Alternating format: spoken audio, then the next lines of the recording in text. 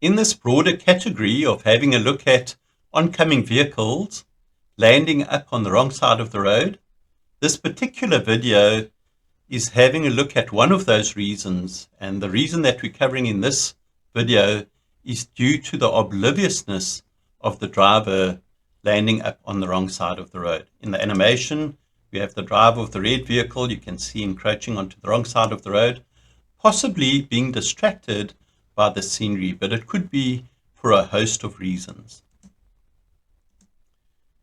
In this first real-life clip, if you have a look at the road markings over here, you'll see that the left lane merges with the right lane as the main lane. And so we have the arrow indicating that the lane is merging.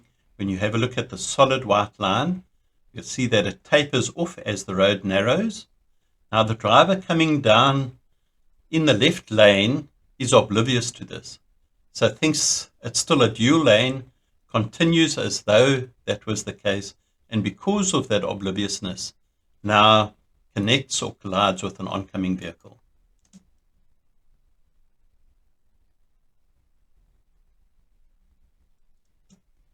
So the takeaway for us from this clip is wherever we do see lanes narrowing or merging, then be on the alert for such a situation that might arise where a driver's not quite aware of that and encroaches onto the wrong side of the road because of thinking that the lanes still continue as previously.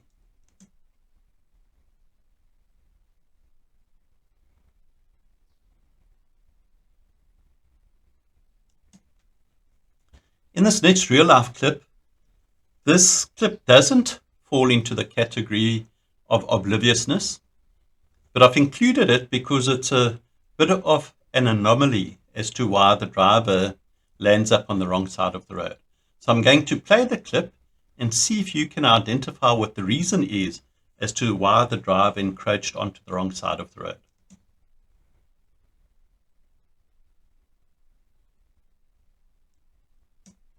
Did you pick up the point there?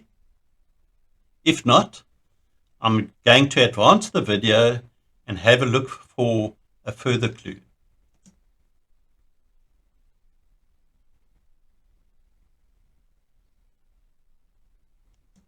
Did you notice that? So there we have a wheel that's running loose or freely. And so if you go back and you replay this YouTube video, use your keyboard shortcuts, then you'll see that as the vehicle was coming along, its front left wheel came loose. And because of that, now its direction was redirected onto the wrong side of the road. You'll see that in the clip, there are sparks to indicate the axle actually grinding along the road here. And here we have evidence of the loose wheel. So the point of this is just to highlight what peculiar situations can arise that could lead to some or other dangers. So we once again want to stress the point never to just drive along casually, assume that things will remain the same. We always have to expect the unexpected. And if we're mentally alert to things going wrong, well, then we're better prepared to try and plan ahead accordingly and to take some or other corrective action. And so that's what the point of this particular clip is about.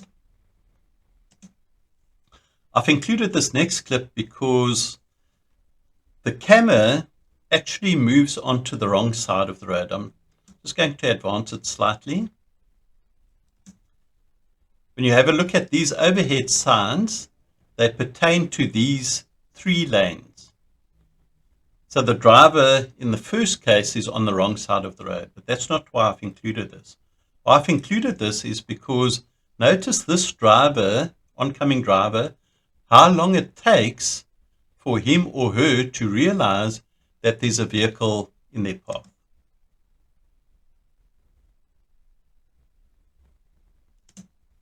Only at this point do you see the car start to swerve slightly. So it's taken all that time and distance before the driver realizes there's a massive vehicle in its path. And you can see from the height of the video at which it's taken that this is a larger vehicle. It's not just a normal car. It could be a van, perhaps a bus of sorts. And yet, despite the size of this vehicle and being in blatant view of the oncoming driver, the driver is still oblivious to the existence of this vehicle. So that highlights the point that we can't just assume that others will see us. As we're traveling along, perhaps their minds are occupied with other things and they just don't perceive what lays ahead of them. And we've covered that in a previous video as to why people perhaps may not notice what's going on around them. I'll also put a link in the description to this video below, having a look at what a possible reason is. But the point is that don't just assume that others will have seen you.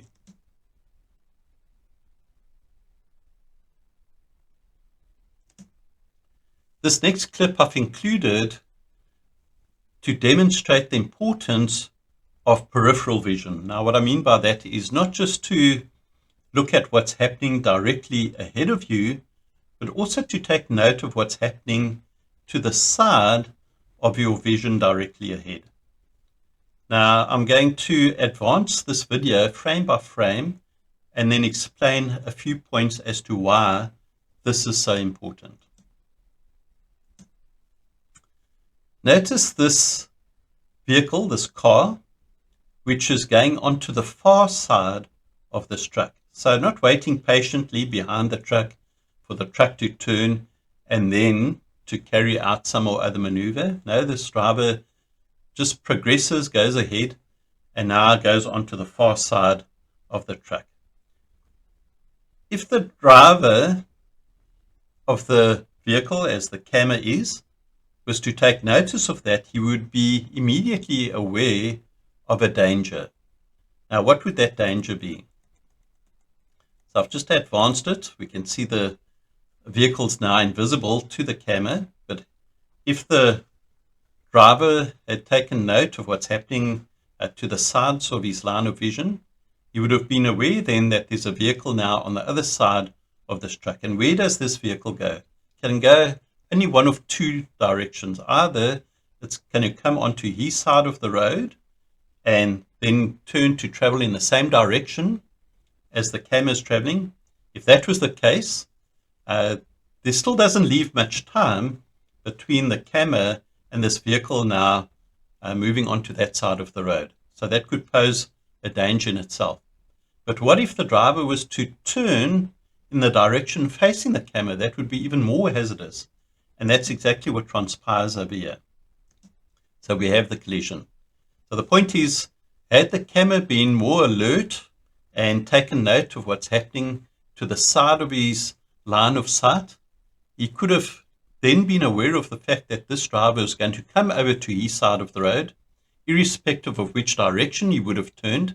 Either case, it would have been a danger for him, and immediately then he could already have started to slow down in anticipation of this vehicle.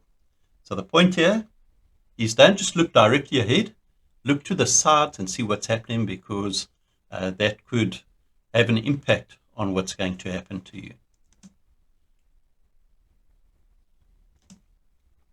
This next clip I've included just to stress and emphasize the importance of following distance. Now, the camera is far too close to the vehicle ahead. Ideally, we want to have at least a 2-second following distance. Now, I've got a page on the website dealing with following distance, and I'll put a link also in the description section of this video. But due to the fact that the camera is too close to the vehicle ahead of him, now his range of view is limited as to what's happening on the other side of this vehicle. And because of that, we'll see what danger he then finds himself in. There we go. So you see there was absolutely no time to react, because the vehicle ahead of him at the last moment suddenly swerved out the way, and so he was left in the path of the oncoming traffic. Let's just go back a section. Had the camera been a further distance back from the vehicle ahead, that would have given him both a vision of what the possible danger could be in a vehicle crossing over to the wrong side of the road, would have also afforded him more time to take some or other corrective action. So make sure we always travel at least 2 seconds distance or gap from the vehicle ahead of us. And especially when it's at higher speeds, then it becomes even more important.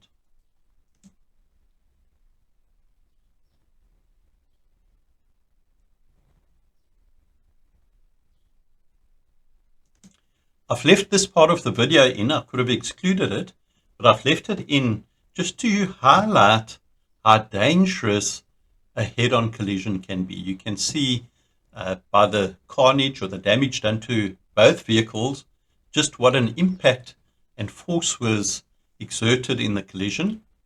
And so that's why this section of Oncoming, when you have a look at the website, I've highlighted it with the skull and crossbones icon, just to stress how dangerous a situation oncoming collisions can be, because of the fact that it's not just one vehicle that strikes an object, but it's the combined speeds of the vehicles involved that exponentially increases that force of impact and can really be fatal.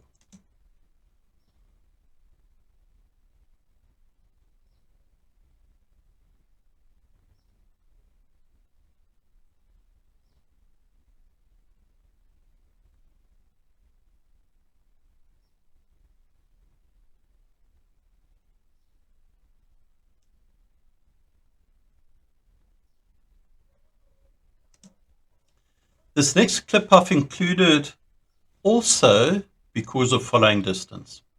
Now, unlike the previous clip where the camera was far too close to the vehicle ahead, we can see this camera or this driver is at least more of a distance from the vehicle ahead of him. So possibly that 2-second gap. But why I've included it is that when you've got a larger object ahead of you, such as we see in this vehicle, big blocked off area, then it becomes necessary to even increase further that 2-second following distance, because you can see by the width of this vehicle and that this vehicle is traveling very close to the center line, one doesn't have that angle of vision to see what's happening beyond this vehicle. So in a case like this, be wiser to hang back even further to give you more time in case something does cross over to your side of the road, and also more time to be able to take corrective action.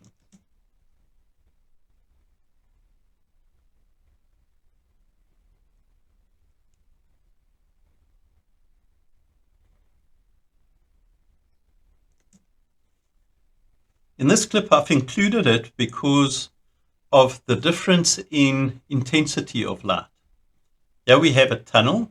So where we come from brighter outside light into a darker area, so going from light to dark, that change in the intensity of the light can affect a driver's vision, and because of that, put him in a precarious situation. So going from light to dark is dangerous, but it's even more dangerous going from a darker area to a lighter area, because then one's blinded and it takes longer for your eyes to adapt and correct. And during that transition period, even if it's for a brief second, it could affect a driver's ability to make a wise decision or to note where he's going, and so that could put himself and others in danger.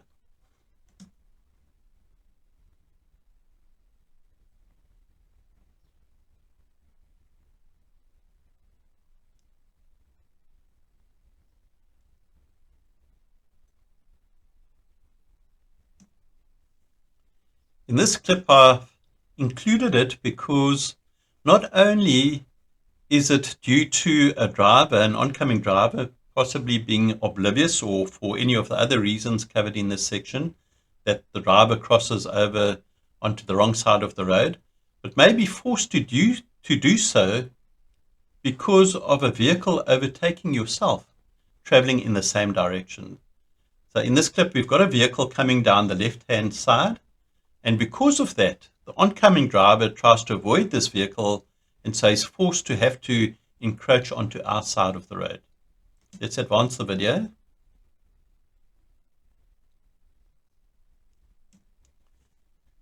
So here what we want to point out is that whenever you have a vehicle overtaking you, if they're oncoming vehicles, that are close enough to pose a danger, then these vehicles, in order to try and avoid the vehicle that's overtaking, might encroach onto your side of the road as a result of that.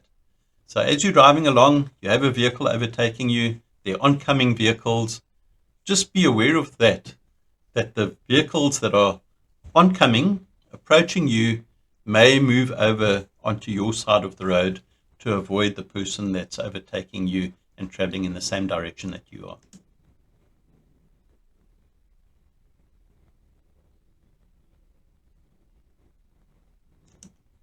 This is the last clip that we'll have a look at, and they're a combination of things that actually provide or present a warning flag. So here we have a dip at the bottom of a hill. So either side of this dip, we have a road that's coming downhill. So both from that side and the camera side, it's a downhill to the bottom of this dip. So because it's a downhill, vehicles normally travel quicker as a result of the incline. So that's the one thing, higher speed. We see that there are no road markings, so it's not as clear for the drivers to distinguish their side of the road as opposed to the opposite side of the road. And so they're more likely to encroach onto the other side of the road due to the lack of road markings.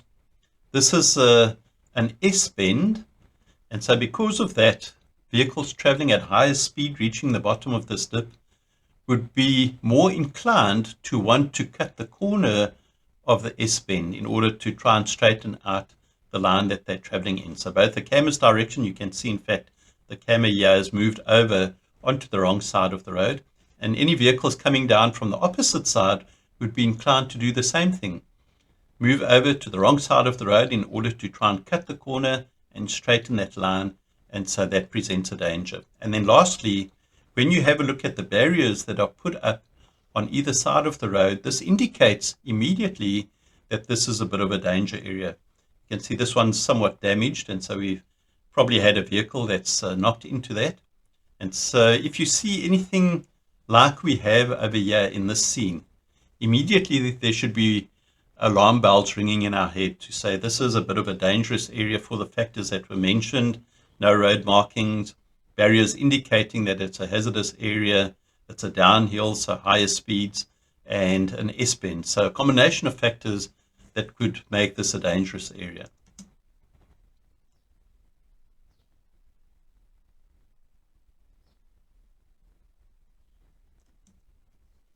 So there we have the collision.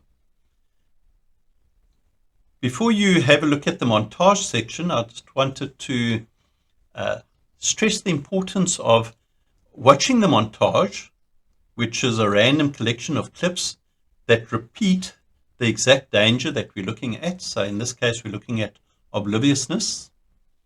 And the montage will have a number of clips. There in fact, quite a few clips that I've included in this particular montage. But each clip in the montage will repeat the danger over and over.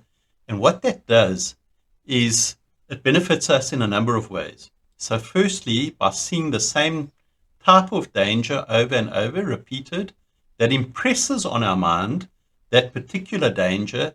So when we encounter it in real life, it's not something that we're unaware of then. Subconsciously, we're aware of the danger. As you're going through the montage clips, see if you can predict what the dangers are that will arise. So that's a training tool for you to try and foresee where the danger is going to come from. And then lastly, and even more importantly, as you're going through the clip, you try and anticipate the danger, try and plan ahead to see that if you were the driver, what escape route are you going to try and take to possibly avert that danger. And by doing this as you're going through the montage section, it then actually has real life benefits when you find yourself out on the roads, because now your mind has processed this information so that you're in anticipation of any dangers, and you've already put into practice the skills to be able to try and anticipate and avoid any such dangers. So watch the videos right through to the end, and in that way you can get the most benefit out of them. Enjoy the rest of the course.